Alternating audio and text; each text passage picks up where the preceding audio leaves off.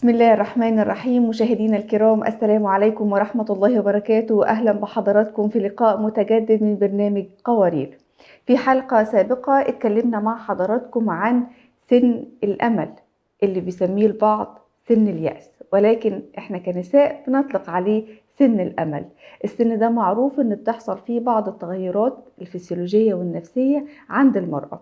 اتكلمنا فيها مع ضيفتنا الفاضلة عن أهم الأعراض، اتكلمنا فيها عن سبب التسمية، اتكلمنا فيها عن بعض الأمور اللي المفروض نتبعها لما ندخل السن ده. إن شاء الله هنتكلم بالتفصيل في حلقتنا النهاردة، وهنستكمل الكلام إيه أبرز الإجراءات اللي المفروض ناخدها لما ندخل سن اليأس، ونعرف أعراضه وكل عرض ايه الإجراء اللي المفروض نتخذه تجاهه. وهل الحالة النفسية ليها دور كبير في زيادة الأعراض أو جعلها تكون بشكل متوازن أو حتى تقليلها؟ كل التفاصيل دي إن شاء الله هنجاوب عليها مع ضيفتنا الدكتورة نوال محمد إسماعيل. السلام عليكم يا دكتورة، وأهلا ومرحبا.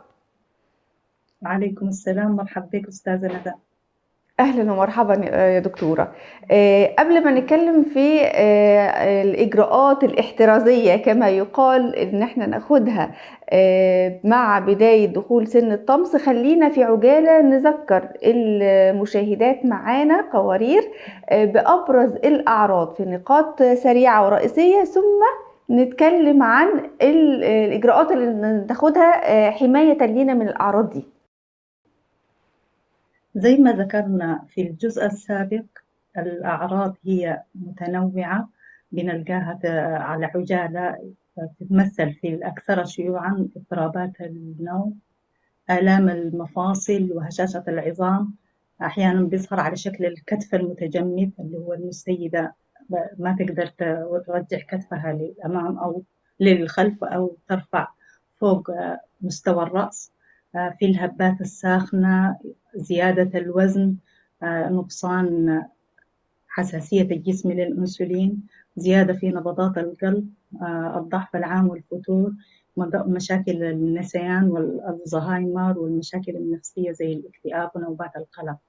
فهي الأعراض متنوعة، لأنه الإستروجين كهرمون زي ما ذكرنا في الحلقة السابقة له مستقبلات في جميع أجزاء جسد المرأة. لكن البشرة السارة إنه هذه المعاناة ليست حتمية، وإن شاء الله حنحاول إنه آخر ما توصل إليه العلم الحديث وما أثبت بالدراسات نبسطه وبنملكه للمشاهدة العزيزة، بحيث إنها تكون ما مجبورة أو مضطرة إنها تمر عبر المعاناة دي إن شاء الله. إن شاء فركزي الله معنا تعالى. عزيزتي المشاهدة، وإن شاء الله حتستفيد. ان شاء الله، ربنا يبشرك بالخير يا دكتورة. طيب احنا شفنا في عجالة ابرز الاعراض، خلينا ناخد بقى عرض عرض، وايه الاجراء اللي المفروض تاخده المرأة قبل دخول السن ده، او في حال انها خلاص مرت بالاعراض دي. يعني مثلا مرت بهشاشة العظام نعمل ايه، مرت بموضوع النسيان شوية، مرت باكتئاب، مرت بقلق، فعرض عرض كده قولي لنا نعمل ايه معاه. إن شاء الله. هو الأعراض يمكن نظام الصحي في حياة المرأة بينفع الأعراض كلها، مش للمرأة وبس في المرحلة دي، للبشرية بصورة عامة. لكن بخصوص الأعراض كلها يمكن إنها تتحسن ما عدا عرض واحد، إنه إذا وصلنا المراحل المتأخرة من الألزهايمر فبعدها أي معالجة بتكون غير فعالة للأسف. ممكن تحسن بسيط، لكن حتى التحسن البسيط ده ملموس في المعامل العلمية، لكن في حياة المرأة ما بتلقى له أثر. فعشان كده احنا بنقول أهم شيء الوقاية خير من العلاج. فإذا كان عمرك 30 سنة عندك فرصة ذهبية إنك تعيشي حياتك المقبلة أفضل مما سبق. وإذا كنت عمرك 50 سنة أو 70 سنة وبدت الأعراض أوريدي من آلام مفاصل وبتمشي بقيتي تتكي على العكاز، فهي في أمل إنك تحسني منها. خلينا نكون واقعيين، يعني ما ممكن تبذلي مجهود بسيط وتتوقع إنك حترجعي عمر 20. فهي بتتناسب حسب جديتك في القصة دي، لكن أي خطوة تعمليها من الكلام اللي حنقوله ده حيكون يترتب عليها تحسن بإذن الله. امم تمام، اتفضلي. ف أيوة، فمثلا اضطرابات النوم، في بعض التكات البسيطة ممكن نتفادى بها أو نحسن بها جودة النوم، منها إننا ما نساهر على الأجهزة الإلكترونية لوقت متأخر. يعني إذا كنت أنا الساعة 10 حابة ده الوقت اللي يكون أمشي أنام فيه، فلازم أنا أوقف أي أجهزة إلكترونية زي تلفون، لابتوب، في عمر في عمر في الساعة تقريبا 8 قبل ساعتين كده. يعني نفس من الشيء. الساعة 8 مساء مثلا، ولا حضرتك تقصدي قبل ما تنام بساعتين؟ يعني لو هي بتنام الساعة أيوة 12 قبل فهي ما، أيوة أنا تخليه ضربت تبعد عنه الساعة من 10 الساعة وأنا 10. بحدد. أيوة إحنا امم نبعد عن السهر ده لصحة الأفراد كلهم، امم بنوصي به إنه الإنسان يبعد عن السهر، لكن قبل مواعيد النوم اللي بتحدد المرأة إنها مناسبة لها حسب وضعها وظروفها بساعتين. إضاءة خافتة، البعد عن الأجهزة الإلكترونية بتأثر. الشيء الثاني، إذا كانت عندها حساسية للمنبهات، بلا شك إنها تبتعد عن المنبهات مساء. في بعض الناس حساسيتهم عالية، نقول إنه يعني اكتفي بالقهوة والشاي الصباح وبس، امم دي لكن نادرين. من فترة المسائية تبتعد عن المنبهات. امم الشيء الثالث اللي بيأثر على اضطرابات النوم بما في يعني بلا شك القلق بيأثر بالظبط. عليه. امم وكأطباء لما نقول ابتعد عن القلق، لأنه لما تجينا في العيادة بيكون معاك عدد كبير من المرضى، فبنختصر الكلام كده. وإحنا لما امم نقول ابتعد عن القلق بنقصد به البيئة المحيطة بالمرأة. ايوه ال- بالظبط، اي أيوة. عوامل خارجيه ممكن تحطك في قلق، في توتر، المفروض نقلل منها. تقريبا لكن حضرتك خاصة. عارفه ان يعني الفتره الاخيره الدنيا كلها، كل البلدان فيها قلق وتوتر وخوف، فنحاول قدر أيوة. المستطاع نقلل منه. أيوة، والبعد عن الشخصيات السامة لأنهم امم أثرهم، يعني هو بينفوا السموم ده وبيظهر لك أنت طبعا على طبعا. كاكتئاب وقلق وضغط وسكر. امم فنحاول نتقن فن وضع الحدود، نعزز إيماننا وثقتنا بربنا. الشيء الثاني إضافة للمشاركة والفاعلية في المجتمع. بس الشيء الأهم اللي بيأثر على اضطرابات النوم وغيرها من العوامل، امم آه، بلا شك وأنا بتعصب له جدا، هو الرياضة.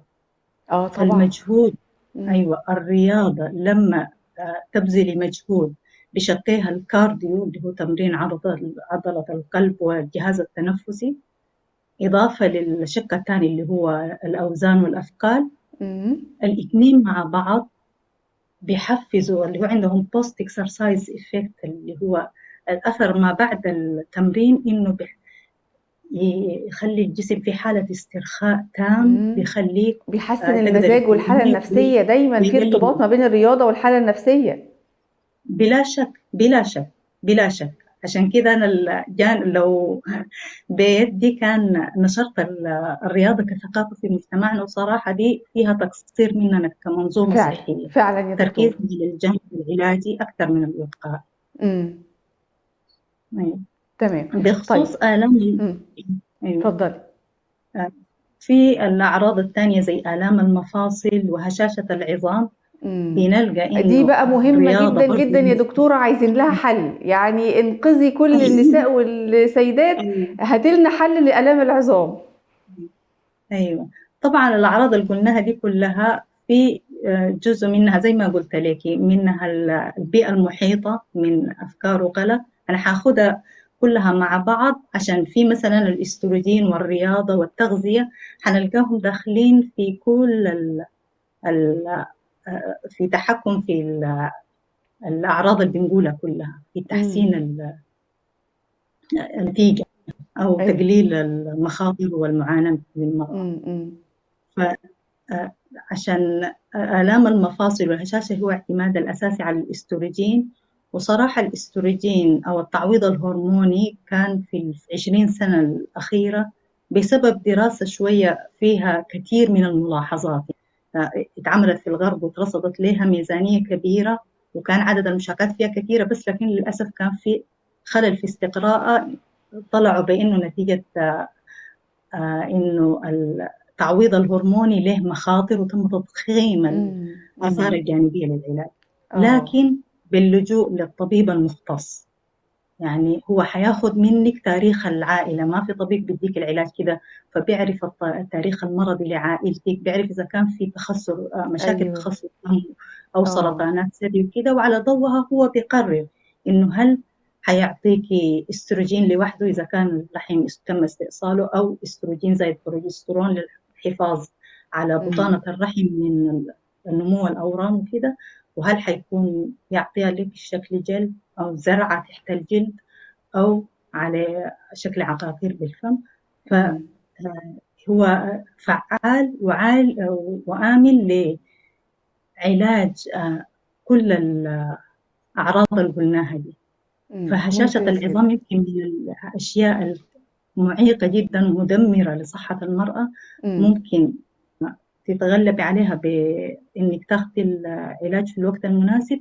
إضافة لكده، لو أنت مثلا عندك بعض الريسك فاكتورز أو الموانع اللي شاف الطبيب إنه ما بتقدري تاخدي العلاج ده، في علاجات بديلة الوقائية، وبالذات في هشاشة العظام أثبتت فعالية، اللي هي تمارين الريزيستنت تريننج، اللي هو تمارين المقاومة، اللي هو إنك تحملي أوزان. وللأسف كنساء إحنا بيتم تخويفنا منها، وفي مفهوم خاطئ إنه الوحدة لو رفعت أوزان حتتحول اللي هيبقى خلاص شكل جسمها هياخد شكل جسم الراجل. أيوة، كأنه حتتحول لعارض كمال أجسام وكده، والكلام ده مفهوم خاطئ جدا. إحنا الأوزان والرياضة مش حتخليكي بكتلة عضلية زايدة، هو حترجعك لعمر كتلتك العضلية في عمر 20، ده بعد كمان بذل مجهود وبعد صبر سنين.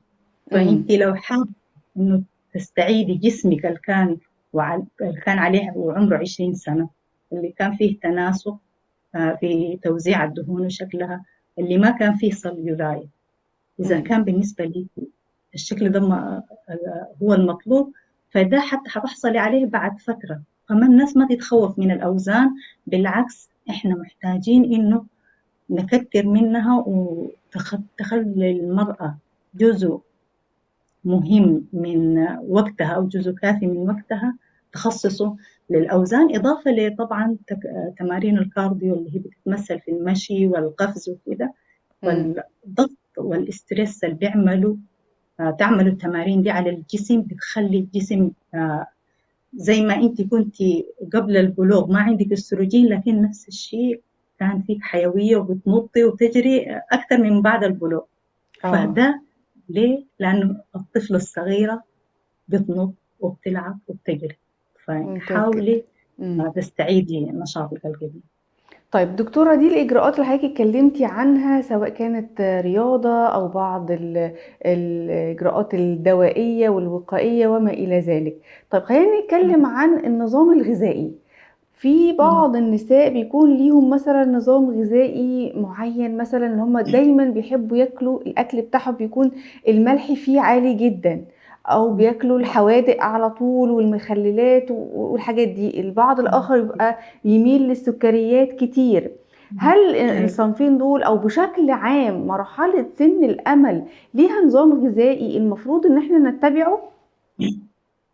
والنظام الغذائي الصحي لكل البشر طبعا بلا شك. في حاجة خاصة بالسن ده؟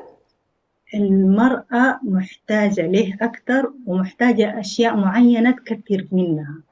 يعني محتاجة لأنها تكون غذاء غني بالألياف. إحنا لما نقول للرجل خذ غذاء غني بالألياف بنوصيه تقريبا حدود 15 جرام في اليوم. عند المرأة إحنا بنشوف إنه بالذات في المرحلة دي أقل شيء المفروض تاخذ لنا 25 جرام فما فوق.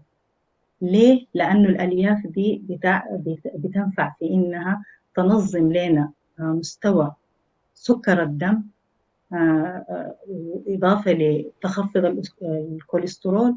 والأثر الأهم، يعني غير الفوائد الاستقلابية الكثيرة، الأثر الأهم اللي كل مرة العلم الحديث والدراسات بتأكده وبتزيد وبتخلي العلماء مندهشين إنه كيف معقول كل الفوائد دي جاية، اللي هو إن الألياف بتحفز نمو وتكاثر كائنات دقيقة في أمعاء والقناة الهضمية للإنسان.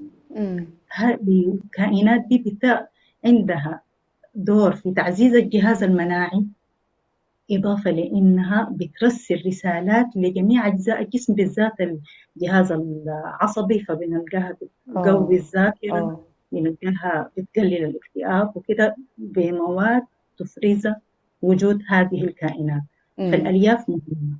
تمام. الألياف بنلقاها في الخضروات زي الخس، الجرجير، الطماطم، والخضروات بصورة عامة. تمام. إضافة أيوة. تمام. طيب إضافة لإيه تاني؟ طيب بالنسبة للسكريات الكتير، الأملاح الكتير والمخللات، مثلا الناس اللي بتحب تاكل الأسماك المملحة على طول، يعني في حاجات محاذير حضرتك بتحذري منها النساء إن هم يبتعدوا عنها في سن الأمل؟ بلا شك اللي هو الأطعمة المصنعة بصورة عامة نبعد منها قدر الإمكان.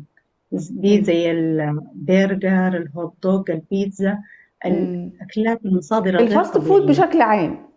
الفاست فود إضافة للهايلي ريفايند شوجرز اللي هو السكريات عالية النقاء. أيوة. دي زي السكر الأبيض، زي الدقيق الأبيض يعني بيجتهدوا في تنقيته كل سنة عن سنة. فدي آثار الصحية على المرأة بتكون مدمرة، إضافة لأنه مفروض أنا نسيت إنه أقول لك مصادر الخضار وكده هي غنية بمضادات الأكسدة. أيوة طبعا غنية طبعا. بمضادات الأكسدة دي، فدي بتساعد لنا الخلايا إنها تحافظ على شبابها وأداء وظائفها وحيويتها كما كانت في السابق. فالإكثار من الخضروات بينفع المرأة، إضافة للابتعاد عن السكريات عالية النقاء والطعام المصنع، محتاجة لنسبة البروتين في أكلها يكون أعلى من الرجال بصورة عامة. لأنه إحنا زي ما قلت لك بسبب نقصان الاستروجين بتواجه المرأة مشكلة ضمور في الكتلة العضلية، وده بيترتب عليه مشاكل الحركة وآلام المفاصل، إضافة للعظام. يعني الاثنين مع بعض، العضلات إضافة للعظام هم اللي بيمثلوا لنا الجهاز الحركي. تمام جدا. تناول كمية كافية من البروتينات بتساعد لنا على الحفاظ على الكتلة العضلية، إضافة لأنها البروتينات النباتية بالذات بتحتوي على نسبة من الألياف ولها فوائد أخرى يعني في تعزيز صحة الجسم. دي بنلقاها زي البسلة، زي العدس، الفاصوليا، إضافة ممكن تلجأ للمصادر الحيوانية، بس المصادر الحيوانية أحب إنها تكون بتركيز، يعني الوحدة تكون تحسب هي بتاخد قدر إيش، لأنه في خطر زيادة الكوليسترول كمان. تمام. طيب دكتورة، احنا اتكلمنا في هذه الحلقة والحلقة السابقة عن الأعراض وعن الإجراءات الوقائية وعن السلبيات، وحضرتك طمنتي شوية النساء، ولكن هل سن الأمل ملوش أي إيجابيات خالص نقدر نتكلم عنها؟ ملوش أي حاجة مفيدة؟ ملوش أي، لأن احنا بنبقى داخلين السن ده وعندنا قلق، عندنا مثلا أفكار مغلوطة من اللي بتتقال من محيط النساء، وحضرتك عارفة حدث ولا حرج عن خبرات النساء ما بينهم وبين بعض، وبيقلقوا بعض ازاي، البعض منهم طبعا. فمفيش أي إيجابية خالص نقدر نتكلم عنها في سن الأمل؟ هو الإيجابية إنه في المرحلة دي بتكون المرأة عندها، يعني عند غالبية النساء بيكون أطفالها وصلوا لمرحلة ممكن يكونوا ما معتمدين عليها كتير، فده بيتيح لها فرصة إنها تهتم بنفسها أكثر، توسع مداركها أكثر، تكون أكثر فاعلية في المجتمع أو ممارسة لهواياتها الخاصة حتى. فبليها لكثير من النساء إنه تستمتع بإنها تكتشف ذاتها. بلا شك يعني الأفكار الخاطئة دي ما ممكن مجابهتها طبيا. يعني الأفكار اللي بتكون شائعة في المجتمع هي بتكون عبر المصلحين، عبر الناس التربويين وكده. مم. ودي صراحة أثرها كبير جدا، لأنه أحيانا بتكون أمراض نفسية وهي الوحدة مشكلتها ما بتكون بدت من سن انقطاع أو اقتراب انقطاع العادة الشهرية، فبتكون هي اه. أصلا شخصيتها ضعيفة ما بتتحمل النقد من زمان، مم. فبتكتئب على طول مم. في شيء تعليق من شخصية سامة، يعني الله يشفيها. يا رب، اللهم امين. قبل الختام يا دكتورة، عايزة من حضرتك ابرز واهم النصائح لكل النساء المقبلين على سن الامل او بالفعل اللي دخلوا سن الامل. اللي هو أنا حعيد ترتيب وقتك، تنظيم حياتك، والابتعاد عن البيئة الضاغطة واللي بتأثر سلبيا على إنتاجيتك واهتمامك بنفسك. هذا واحد. الشيء الثاني التغذية، الاهتمام بالتغذية السليمة والبعد عن المواد المصنعة، وزيادة البروتين وزيادة الخضار والمواد اللي بتكون غنية. الغذائي يكون غني بمضادات الأكسدة، بالألياف، بالبروتين. الشيء الأهم واللي هو اللاعب الرئيسي اللي حيحدد طبيعة حياتك في الفترة المقبلة، اللي هو الرياضة. الرياضة إذا كنت بديتي قبل كده فأنا بشجعك إنك تستمري عليها. إذا ما بديتي هي بتكون في صعوبة في إنه الإنسان دايما أول تجربة بخوضة شوية، حتى لو بديتي شوية حتة إنه ترجعي يحصل انتكاس، ما معناها إنك إنسانة مستهترة أو إنسانة كسلانة وكده. ده شيء طبيعي في الإنسان في أي تجربة بخوضها. دايما مم. الشيء الجديد عليه يكون عليه صعب، فحاولي بقدر الإمكان ما تستسلمي، ما تيأسي. الرياضة بشكلها اللي هو الكارديو إضافة لتمارين المقاومة حتعمل تغيير تمام. كبير في حياتك، مم. وحتخليكي إنسانة قادرة تستمتعي بباقي الحياة، وبالعكس يعني حتحسدي عمرك ده حيحسد عليه عمر العشرين. ربنا يبارك في حضرتك. أشكرك جدا دكتورة نوال محمد إسماعيل على وجود حضرتك معانا وعلى هذه المعلومات الطيبة. شكرا جزيلا لحضرتك.